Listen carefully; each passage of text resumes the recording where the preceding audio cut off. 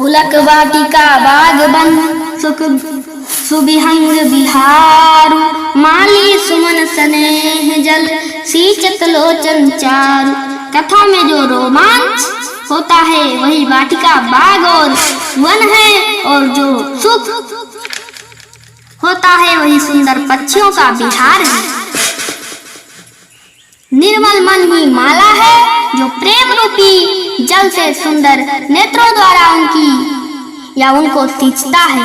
जे गावैया चरित संभारे, यही ताल चतुर रखुआरे। सदा सुनई सादर नर नारी, तय सुर बर मानस अधिकारी। जो लोग इस चरित्र को सावधानी से गाते हैं वही इस तालाब के चतुर रखवाले हैं, और जो स्त्री पुरुष सदा आदर पूर्वक इसे सुनते हैं वही सुंदर मानस के अधिकारी उत्तम देवता है। अतिखल जे विषयी पग कागा, यही सर निकट न जाई अभागा। संबुक भेग सेवार समाना, यहाँ न विषय कथा रचनाना। जो अति दुष्ट और विषयी हैं वह अभागे बगुले और कौए हैं, जो इस सरोवर के समीप नहीं जाते, क्योंकि यहाँ इस मान सरोवर में घोंघे, मेढक और सेवार के समान विषय रस की नाना कथाएं नहीं हैं। तही कारण आवत ये हारे, कामी काक बलाक विचारे। आवत यही सर अति कठिनाई, राम कृपा बिनु आई न जाई। इसी कारण बेचारे कौए और बगुले रूपी विषयी लोग यहाँ आते हुए हृदय में हार मान जाते हैं, क्योंकि इस सरोवर तक आने में कठिनाइयाँ बहुत हैं। श्री राम जी की कृपा बिना यहाँ नहीं आया जाता। कठिन कुसंग कुपंथ कराला, तिनके वचन बाग हरि ब्याला। कारज नाना जंजाला, ते अति दुर्गम शैल विशाला। घोर कुसंग ही भयानक बुरा रास्ता है, उन कुसंगियों के वचन ही बाघ, सिंह और सांप हैं। घर के काम काज और गृहस्थी के भांति भांति के जंजाल ही अत्यंत दुर्गम बड़े बड़े पहाड़ हैं। बन बहु विषम मोह मदमाना, नदी कुतर्क भयंकर नाना। मोह मद और मान ही बहुत से बीहड़ वन हैं, और नाना प्रकार के कुतर्क ही भयानक नदियां हैं। जे श्रद्धा संबल रहित नहीं संतई कर साथ, तिनको मानस अगमत जहाँ न प्रिय रघुनाथ। जिनके पास श्रद्धा रूपी राह खर्च नहीं है और संतों का साथ नहीं है, और जिनको श्री रघुनाथ जी प्रिय नहीं है, उनके लिए यह मानस अत्यंत ही अगम है। अर्थात श्रद्धा, सत्संग और भगवत प्रेम के बिना कोई इसको नहीं पा सकता।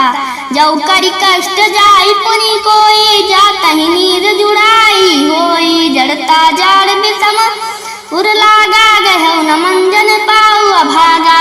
यदि कोई मनुष्य कष्ट उठाकर वहां तक पहुंच भी जाए तो वहां जाते ही उसे नींद रूपी जूड़ी आ जाती है। हृदय में मूर्खता रूपी बड़ा कड़ा जाड़ा लगने लगता है, जिससे वहां जाकर भी वह अभागा स्नान नहीं कर पाता। करी न जाए तर मंजन पाना, फिर आवे समेत अभिमाना। जो बहोरी को पूछन आवा, तर निंदा करता ही बुझावा। उससे मान सरोवर में स्नान और उसका जलपान तो किया नहीं जाता, वह अभिमान सहित लौट आता है। फिर यदि कोई उससे वहाँ का हाल पूछने आता है तो वह अपने अभाग्य की बात न कहकर सरोवर की निंदा करके उसे समझाता है। सकल विघ्न व्यापहि नहीं तेहि, राम सुकृपा बिलो कहीं जे ही। सोई सादर सरमंजन करई, वहाँ घोर त्रय ताप न जरई। ये सारे विघ्न उसको नहीं व्यापते, बाधा नहीं देते, जिसे श्री रामचंद्र जी सुंदर कृपा की दृष्टि से देखते हैं वही आदर पूर्वक इस सरोवर में स्नान करता है और महान भयानक त्रिताप से आध्यात्मिक आदिदैविक आदि भौतिक तापों से नहीं जलता। ते नरिया सर तजहि न काऊ, जिनके राम चरण भल भाऊ, जो नहाई चाहहि सर भाई, सो तत्संग करहु मन लाई। जिनके मन में श्री रामचंद्र जी के चरणों में सुंदर प्रेम है, वही इस सरोवर को भी वो कभी नहीं छोड़ते। हे भाई, जो इस सरोवर में स्नान करना चाहे वह मन लगाकर सत्संग करे। असमानत मानस चख चाही, भाई कभी बुद्धि विमल औगाही, भयउ हृदय आनंद उछाऊ, उमग्यउ प्रेम प्रमोद प्रभाव।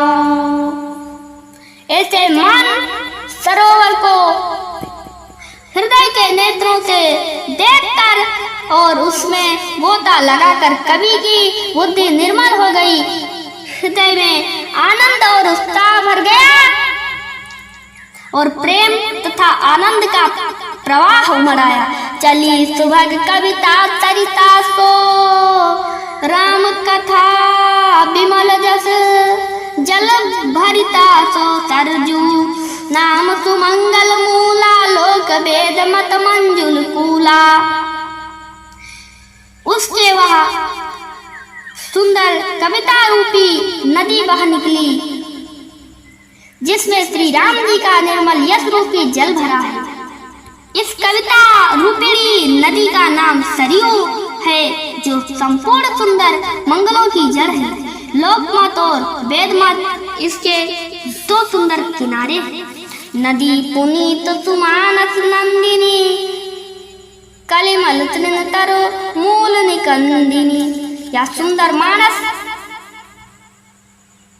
मानसरोवर की कन्या सरयू नदी बड़ी पवित्र है और कलयुग के छोटे बड़े पाप रूपी तिनकों और वृक्षों को जड़ से उखाड़ फेंकने वाली है। श्रोता त्रिविध समाजपुर ग्राम नगर दुकूल, संत सभा अनुपम अवध सकल सुमंगल मूल।